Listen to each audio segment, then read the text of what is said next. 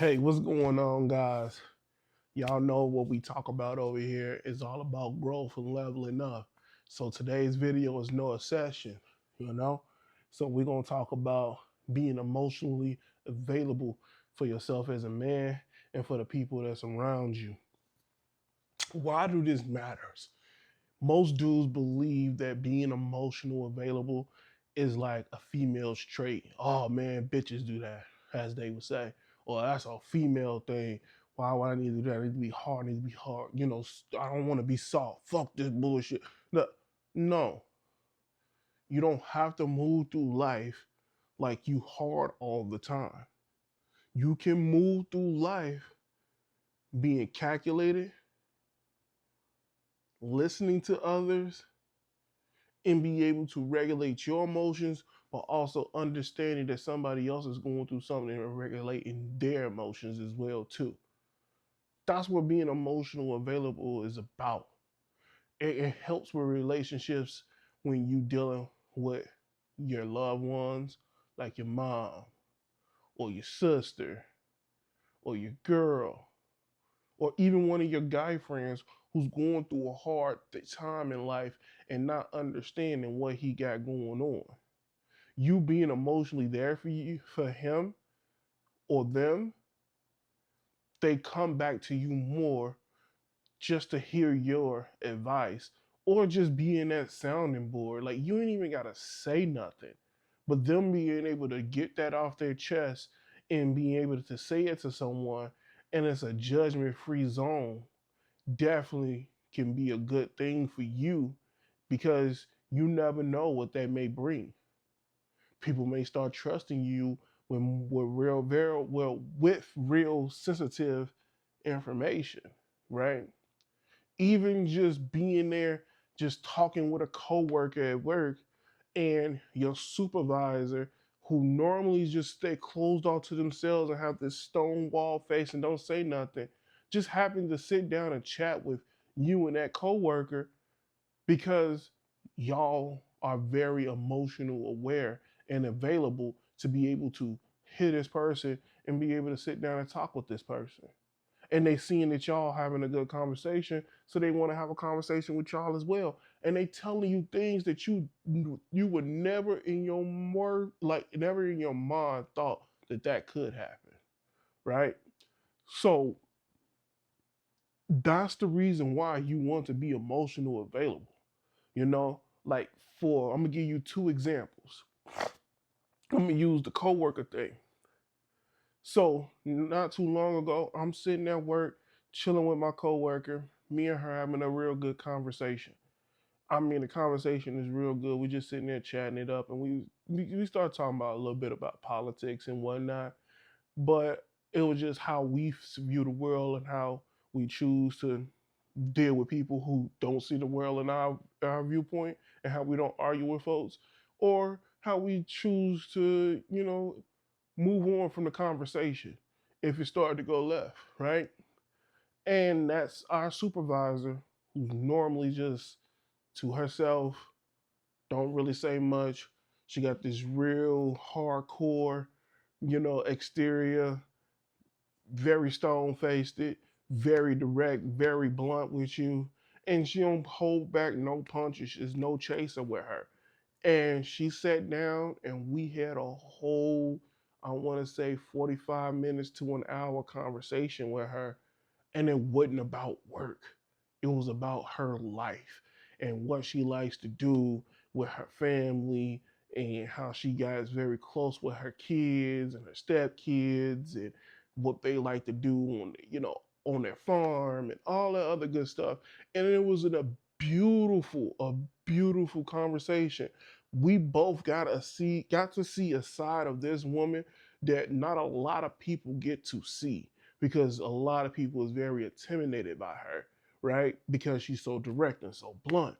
And once the conversation was over with, and she, once kids started to come out and doing whatever they needed to do, she stepped away from it, and we was like, thank you for the conversation. It was really good. I really appreciate that. We got to see something from you that most people never get to see, and it really felt well. That's what it means to be emotional available. Being emotional available, you get to see things totally different from a different point of view. And we got to see that from this woman on that day. Now, another example of being emotional available. So, I've been getting really into plants, right? I got my Marcelo right here. I believe that's how you pronounce it. And then I have my bird plant, some type of bird plant, but it's right here as well. And this is Bertha, and this is Haley. I named this one, my daughter named that one. And this one was really struggling. Like it was struggling bad, super bad. And so I've been eyeing this particular plant for weeks and months and been seeing it on TikTok and Instagram and YouTube and how to take care of it and everything else. And I just happened to be in Target and I saw this plant and it's big and beautiful and it's all its glory as it was. And it was in some rough shape and I got it home. I literally just got it. Something I for like $20. I had to get it. Bought the dirt, bought everything I needed for it to clean her up and get her back to the house. So I was in my mind, I'm thinking about just getting this plant going, right? Just this particular plant only. But I remember I have this plant at home and I have my snake plant that's in my bedroom that my son named, and his name is Snakey. So these three plants, this one now one and the one in the bedroom, needed to be replanted and everything else. Because when I got it from the store, I've been using the same store dirt that they came in with. And that one is thriving just fine, but I knew it could be better with better soil. So once I picked up the soil for this plant, I was like, you know what? I'm gonna use that same soil for this plant and the snake plant as well. So I got enough soil so I could be able to do that. My daughter started to see how excited I was about getting this particular plant. So when I'm buying all the supplies to get this plant going, and I came home and I said that I'm just gonna repot all the plants, her eyes just perked up. I wanna help, I wanna help. So I'm like, no, nah, just let daddy do it. She grabbed the gloves. She ain't listen to nothing I gotta say. It was just, I'm gonna do this. I'm gonna help you plant these plants one way or another. I don't give a fuck what you say, daddy. I'm gonna help. so, so we replanted this one together. We replanted Snaky and we replanted Bertha together. And during that time, we got to unlock another different, I want to say, level of our bond because she was listening to me. She took care of the plants with the same care that I was taking care of the plants. And now she loves all the plants that's in the house just as much as I do.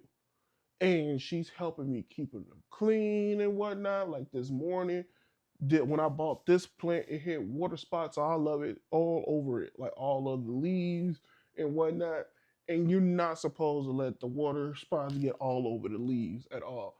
Like you shouldn't spray water on them and whatnot. It just doesn't help. And you want to keep the leaves clean and you whatnot, so it can be able to shine well.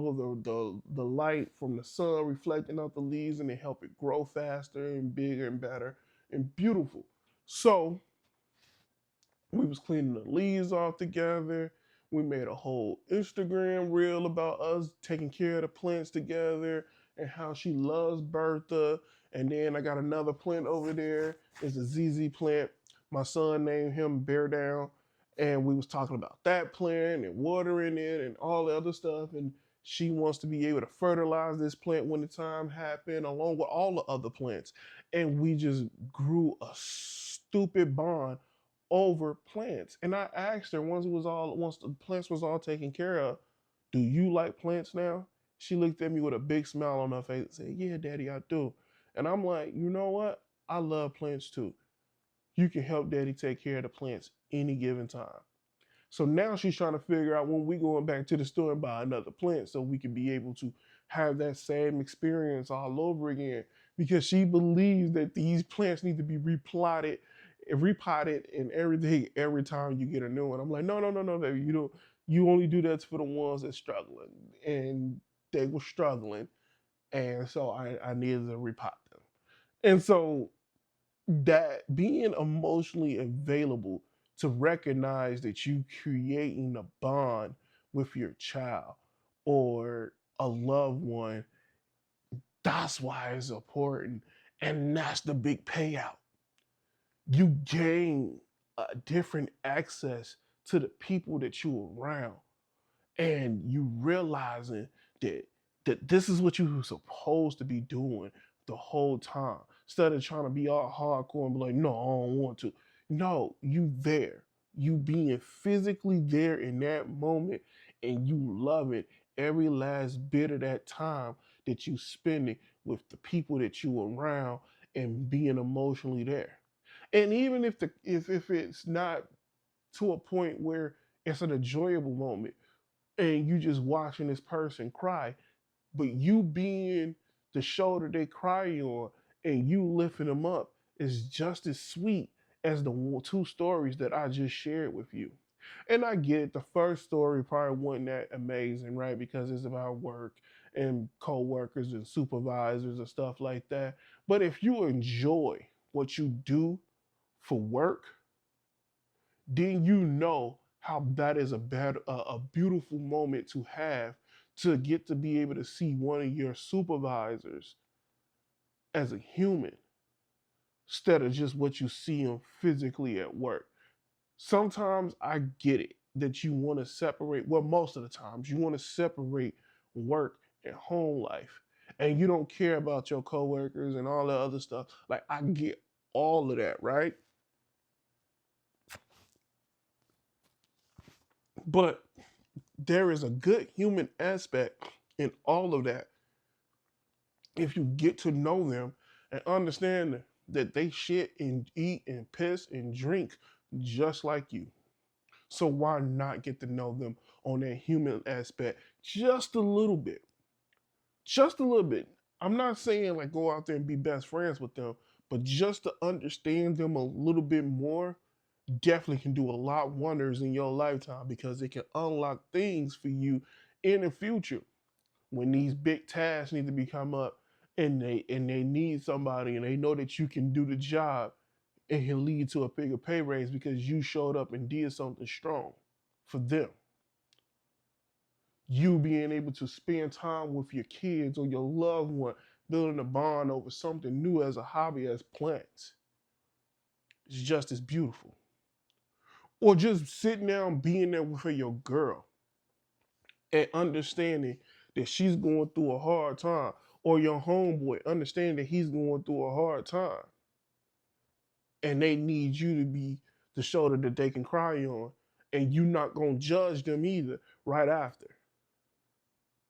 It's a lot. Some big shoes to fill, but I know that you can do it, because we all want that at some point. We gonna want to lean on somebody else, so why somebody can't lean on you? That's all I gotta say about that. So I want to know. Drop it in the comments if you stick around. Are you emotionally available? Are you the one that people can lean on and count on you? Until then, much love.